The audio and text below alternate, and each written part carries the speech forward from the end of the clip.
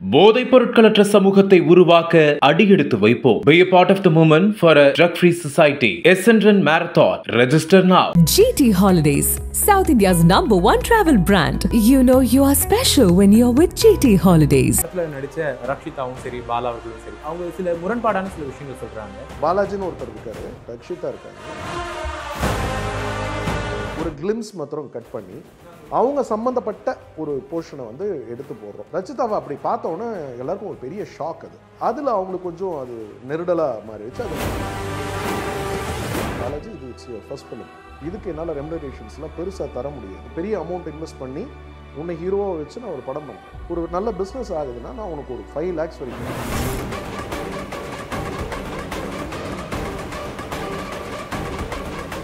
Hi, வணக்கம் and welcome to Nakkeeran studio. நான் ராம்குமார். இன்னைக்கான கான்வர்சேஷன் ரொம்ப இம்பார்ட்டண்ட்டாக இருக்க போது. ஃபயர் படத்துக்காக நம்மளோட டீம் ஜாயின் பண்ணியிருக்காங்க. வணக்கம் சதீஷ் சார், வணக்கம் சாந்தனி மேம். இப்போ நம்ம நிறைய நம்பிக்கை அப்படிங்கிற ஒரு வார்த்தையை அடிக்கடி நம்ம பயன்படுத்திட்டு இருந்தோம். நிறைய நல்ல திறமையான மனிதர்களை பற்றி பேசிகிட்டு இருந்தோம். எனக்கு இந்த இடத்துல இன்னொரு விஷயம் நான் அவங்ககிட்ட பேசணும்னு ஆசைப்பட்றேன். ஏன்னா நீங்கள் சொல்கிற மாதிரி சினிமாவில் அறிமுகமாகறாங்க, உறவுகளாக மாறினவங்க தான் உங்களுக்கு ராம் அவர்கள், விஜய் சேதுபதி அவர்கள். ஏன்னா உங்களுடைய குவாலிட்டி அப்படின்னு நான் நினைக்கிறேன். மேபி அதனால தான் அவங்க அவ்வளோ தூரத்துக்கு கனெக்ட் ஆகிறாங்க. அப்படி இருக்கும்போது இப்போ இந்த ஃபயர் சம்மந்தமாக சில விஷயங்கள் பேசிக்கிட்டே இருக்காங்க. என்னென்னா படத்தில் நடித்த ரக்ஷிதாவும் சரி, பாலா அவர்களும் சரி, அவங்களே சொல்கிறது என்னென்னா அவங்க சில முரண்பாடான சில விஷயங்கள் சொல்கிறாங்க. உங்களுடைய கருத்து அதை பற்றி என்ன? இப்போது இந்த படத்தில் வந்து இப்போ ரச்சிதாவில் இருந்து வரேன். ரச்சிதா வந்து நடிக்கும்போது அவங்களுக்கு வந்து ஃபஸ்ட்டு டேவே நான் இப்போது சாந்தினிக்கு எப்படியோ, சாக்ஷிக்கு எப்படியோ, காயத்ரிக்கு எப்படியோ 4 ஹீரோயின்ஸ்க்கும் பாகுபாடே இல்லாமல் அவங்களுடைய லைனை நான் சொல்கிறேன். காட்சிகள் இப்படி தான் இருக்குன்றதை சொல்கிறேன். காஸ்டியூம் உட்பட சொல்கிறேன். அதுக்கு ரெஃபரன்ஸஸும் காட்டுறேன். கதை பிடிச்சி அவங்க வந்து அந்த கதையை வந்து ஏற்றுக்கிறாங்க. அவங்களுக்கும் ஒரு சம்பளம் ஃபிக்ஸ் பண்ணுறேன். அந்த சம்பளத்துக்கு ஒரு அக்ரிமெண்ட் போடுறேன். அந்த சம்பளமும் ₹1 பாக்கி இல்லாமல் அவங்களுக்கு எல்லாருக்கும் கொடுத்துட்றேன். செட்டில் ஆகிடுது எல்லாமே த்ரூ அக்கௌண்ட். அதுக்கப்புறம் அவங்களும் வந்து ஆஸ் ஆர்டிஸ்ட் எனக்கு ஷூட்டிங் ஸ்பாட்டில் ஒரே ஒரு % கூட எனக்கு வர வைக்கல. அவங்க நான் எதிர்பார்த்ததை விட பிரமாதமாக நடித்தாங்க. அப்புறம் அவ்வளோ கோஆப்ரேட்டிவாக இருந்தாங்க. ஒரு ஷாட் இருக்குது, இதில் ஒரு ஃபைட் சீக்வன்ஸ் இருக்கும். அதில் வந்து பார்த்திங்கன்னா இந்த சைடு வந்து ரச்சிதாவும் இன்னொரு நெகட்டிவ் கேரக்டரும் நிற்பாங்க. ஆப்போசிட்டில் வந்து அந்த ஃபைட்டில் அந்த டோர் உடஞ்சி வந்து விழணும். நாங்கள் வந்து டம்மி டோர் போடுறோம். பட் ஆனால் அந்த ஃப்ரேம் வந்து ஹெட்ஜ் வந்து ஷார்ப்பாக இருக்குது. டோர் உடஞ்சி ஸ்பாட்டில் வந்து ரச்சிதா தலையில் அடிப்படுது. அந்த கரெக்டாக ஹெட்ஜில் வந்து அடிப்படுது. வேறு ஆர்டிஸ்ட்டாக இருந்தால் அன்றைக்கி யாரும் பர்ஃபார்ம் பண்ணியிருக்க மாட்டாங்க அந்த பெயினில். அவங்க வந்து நாங்கள் எல்லாம் வந்து வாங்க டாக்டர்கிட்ட போகலான்னா கூட, இல்லை சார் ஐ எம் கம்ஃபர்டபுள், ஒன்றும் இல்லை, கொஞ்சம் பார்த்து பண்ண சொல்லுங்கன்னு சொல்லி திரும்ப வேறு ஒரு டோர் டம்மி ரெடி பண்ணி திரும்ப நாங்கள் அந்த ஷாட் எடுக்கிறோம். அந்த மாதிரிலாம் டெடிகேட்டடாக ஒர்க் பண்ண ஒரு கேரக்டர். அதே மாதிரி ஸ்பாட்டில் எல்லோருக்கூடையும் நல்லா பழகுவாங்க. ஷூட் வந்து ரேப் ஆன உடனே நாங்கள் எங்கள் டீமுக்கு அன்றைக்கி சாந்தினியால் வர முடியல, because she was in other film shoot. Production boil ஆரம்பித்து எங்கள் டீம் மொத்த பேருக்கும், மேக்கப்பில் இருந்து கிராஃப்டில் ஒர்க் பண்ண அத்தனை பேரையும் கூப்பிட்டு வி ஹோஸ்டட் அ டின்னர். அந்த டின்னர்லேயும் வந்து அவங்க பாலாஜி எல்லாம் தான் எல்லாருக்கும் உணவே பரிமாறுறாங்க. ஸோ அந்த அளவுக்கு சந்தோஷமான நிகழ்வுகளோடு இருந்தவங்க தான், நல்ல புரிதலோடு இருந்தவங்க தான். அவங்களுக்கு பர்த்டேன்னு வரும்போது நான் வந்து என்ன பண்ணுறேன்னா, இப்போ ப்ரொடியூசராக என் ரோலை வச்சுப்போம். ஆமாம், நான் ஃபயர்னு ஒரு படம் பண்ணியிருக்கேன். பாலாஜின்னு ஒருத்தர் இருக்கார், சாந்தினி இருக்காங்க, ரக்ஷிதா இருக்காங்க, சாக்ஷி இருக்காங்க, காயத்ரி இருக்காங்க. ஈவந்தோ எல்லாருக்கும் தெரிஞ்சவங்களாக இருந்தாலும் இந்த டிமாண்ட் இருக்கக்கூடிய ஒரு படமாக இது கிரியேட் ஆகுமா? இப்போ படம் வருது, அந்த பஸ்ஸை கிரியேட் பண்ணணும், அந்த பஸ் கிரியேட் பண்ணணும். இந்த மாதிரி ஒரு ஃபயர்னு ஒரு படம் வருதுன்ற ஒரு அட்டென்ஷன் கிரியேட் ஆகணும். ஸோ டே 1லேருந்து இதை பற்றி ஒரு நியூஸஸ் வரணும். அப்படின்னும் போது நான் என்ன பண்ணுறேன்னா, ஒரு 30 செகண்ட்ஸ்க்கு ஒரு கிளிம்ஸ் மாத்திரம் கட் பண்ணி அவங்க சம்மந்தப்பட்ட ஒரு போர்ஷனை வந்து எடுத்து போடுறோம். எப்பயுமே பாசிட்டிவ் கமெண்ட்ஸ் இருக்கும், நெகட்டிவ் கமெண்ட்ஸ் இருக்கும். ஏன்னா ரச்சிதாவை அப்படி யாரும் பார்த்துருக்க மாட்டாங்க. ரச்சிதாவை அப்படி பார்த்தோன்னே எல்லாருக்கும் ஒரு பெரிய ஷாக். ஒரு பெரிய வைரல்.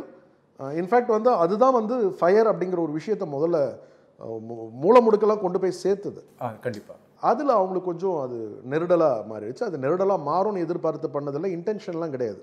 அது நம்ம பண்ணோம், நான் புரிய வச்சேன். அது சில ஊடகங்களில் தவறாக அவங்கள சித்தரித்து நியூஸஸ் போட்டாங்க. ஒரு பெண்ணாக அவங்கள காயப்படுத்தியிருக்கோம்.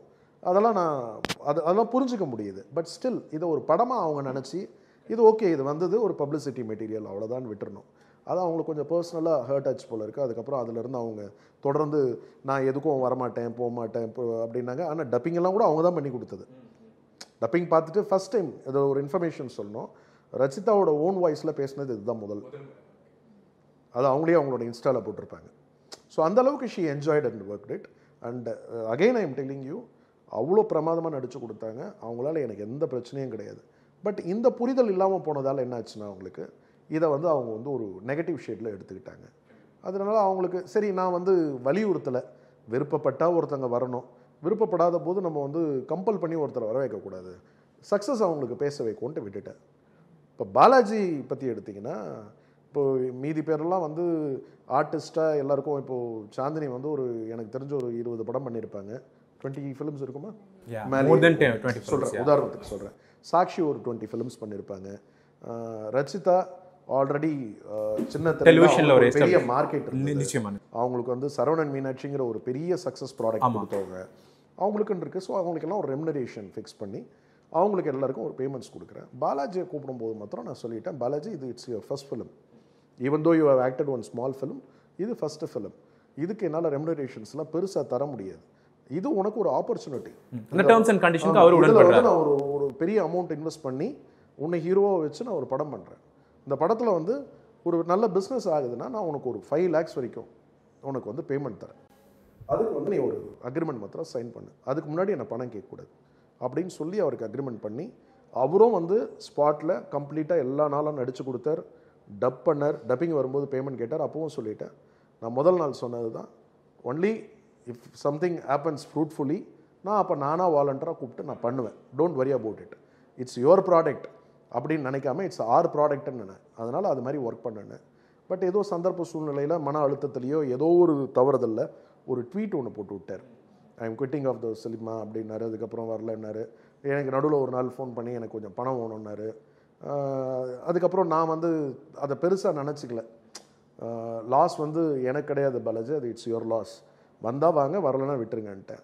அதுக்கப்புறம் ஒரு நாள் திரும்பி ரிக்ரெட்டட் ஃபார் வாட் ஹேப்பன்ட். அதுக்கப்புறம் திரும்ப ஆடியோ லான்ச் வந்தார். ஆடியோ லான்ச் வந்து எல்லாத்துலேயும் கலந்துக்கிட்டார். I really feel very sorry sir, இப்படிலாம் நடந்துருக்கூடாது, நான் ஏதோ ஒரு எமோட்டில் பண்ணிட்டேன்னாரு. சரி ஃபர்கெட் அபவுட் இட், அது அதிகம் பேச வேண்டான்னு நான் விட்டுட்டேன்.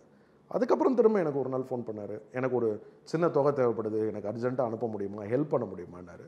இமீடியட்டாக அனுப்பிச்சி வச்சேன், அவர் அக்கௌண்ட்டுக்கே அனுப்பிச்சேன். அதுக்கப்புறம் எனக்கு திரும்ப பேலன்ஸ் ஏதாவது கிடைக்குமானாரு. Again don't come to the same question, இதுதான் இருக்கிற விஷயம்னு. இல்லை சார், ஆமாம் இப்போ இல்லை சார் நான் வந்து அப்போ நான் ப்ரொமோஷன்ஸ் வரமாட்டேன் அப்படின்னாரு.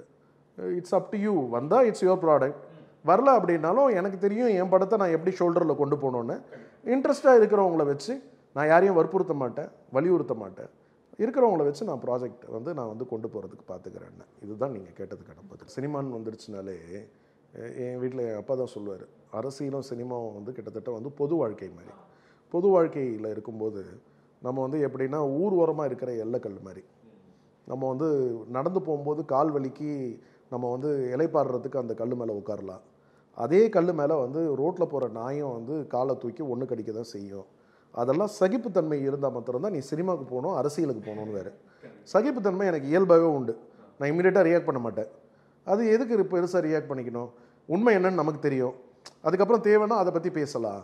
இது ஒரு விஷயமா பேசி நான் படத்தை பற்றி ப்ரொமோட் பண்ணுறது போய் இதை பற்றி பேசி கான்ட்ரவர்ஷியல் டெவலப் பண்ண வேண்டான்றதா. Genuine call. Thank you so much sir, thank you.